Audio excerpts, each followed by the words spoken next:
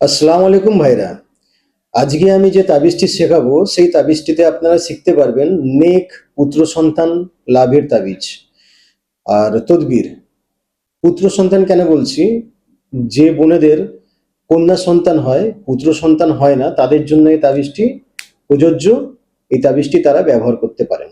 তাবিজটি কি করে করবেন এবং কি কি নিয়মে করবেন, পুরো ভিডিওটা দেখুন, আমি নিশ্চয়ই শেখাবো। তাবিজটি সব থেকে প্রথমে আপনাদের দেখিয়ে দিই, তারপরে আমলটি বলবো। তাবিজটি প্রথমে আপনারা দেখে নিন, দেখে এটা স্ক্রিনশট তুলে নিন। এই তাবিজটি আপনাদের কিভাবে লিখতে হবে আমি তারপরে জানাচ্ছি আপনাদের। স্ক্রিনশটটি পুরো নিয়ে নিন আপনারা, ঠিক আছে? এরপরে তাবিজটি কি করে লিখবেন আমি সেটা বলছি, সেটা মন দিয়ে শুনুন। আপনারা একটা হালাল করা, মানে হালাল যে ছাগল কিংবা খাসির চামড়া নেবেন। চামড়া বলতে পাতলা চামড়া নেবেন, যে চামড়াটা শুকানো অবস্থায় চামড়া পাওয়া যায়।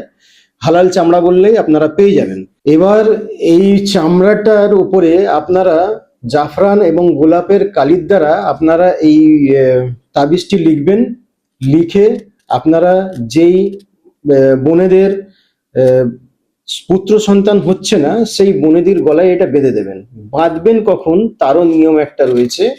যখন আপনারা খবর শুনবেন যে বা জানতে পারবেন যখন উনি গর্ভবতী হয়েছেন, তার শোনা মাত্রই এক দুদিনের মধ্যে, মানে যত তাড়াতাড়ি সম্ভব, মোটামুটি যত তাড়াতাড়ি সম্ভব হয় এই তাবিজটি লিখে গলায় ধারণ করতে হবে। এবার গলায় ধারণ করার আগে একটা তদবির আছে, যে তদবিরটি আমি আপনাদের দেখাবো। এই তদবিরটি আপনাদের আরবি ভাষায় লিখতে হবে। এবার কোথায় লিখতে হবে, কিভাবে লিখতে হবে সেটাও বলবো। প্রথমে আপনারা তদবিরটি দেখে নিন।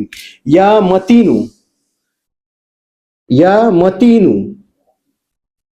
ইয়া মতিনু কখন লিখবেন আমি আপনাদের এবার বুঝিয়ে বলছি, জিনিসটা ভালো করে শুনবেন। গর্ভবতী মহিলা যার উপরে এই তাবিজটি আপনারা প্রয়োগ করবেন, তার তলপেটে মানে নাভির নিচে একটা বৃত্তকার আঙুল দিয়ে জাস্ট এমনি এই আমলটি লিখতে হবে।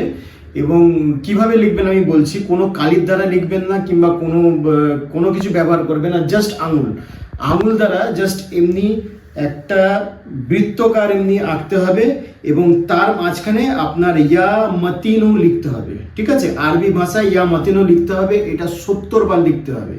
70 বার এইভাবে বৃত্তকার করে মাঝখানে 70 বার আপনার ইয়া মতিনু লিখতে হবে। এটা লেখার পর তাবিজটি ওনার গলায় ধারণ করিয়ে দেবেন, ঠিক আছে? ইনশাল্লাহ আপনাদের পুত্র সন্তান হবেই হবে, 100% হবে। এটা বহুবার পরীক্ষিত আমল এবং ভালো আমল।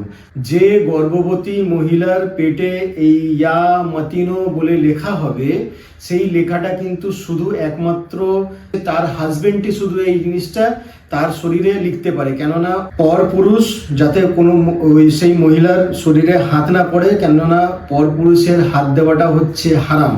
সেই ক্ষেত্রে একমাত্র মহিলার হাজবেন্ড, মহিলার স্বামী শুধু এই লেখাটা, বৃত্তকার লেখার মধ্যে ইয়া মতিনো লেখাটা উনি একমাত্র লিখতে পারবেন। হ্যাঁ, যদি তাবিজটি লিখতে হয়, তাবিজটি আপনারা অন্য কারোর দ্বারা লিখাতে পারেন, সেটা নিয়ে কোনো অসুবিধা নেই।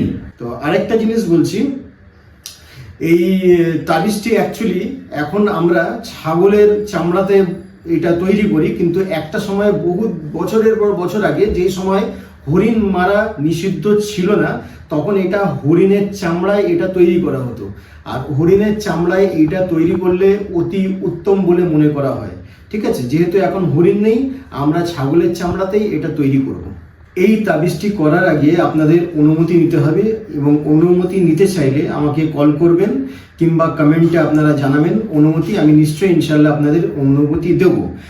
আর যদি অন্যান্য কোনো সমস্যা থাকে সেইটা সমাধানের জন্য আমাকে ডাইরেক্ট আপনারা কল করতে পারেন কিংবা কমেন্ট করতে পারেন কিংবা হোয়াটসঅ্যাপে পিং করতে পারেন।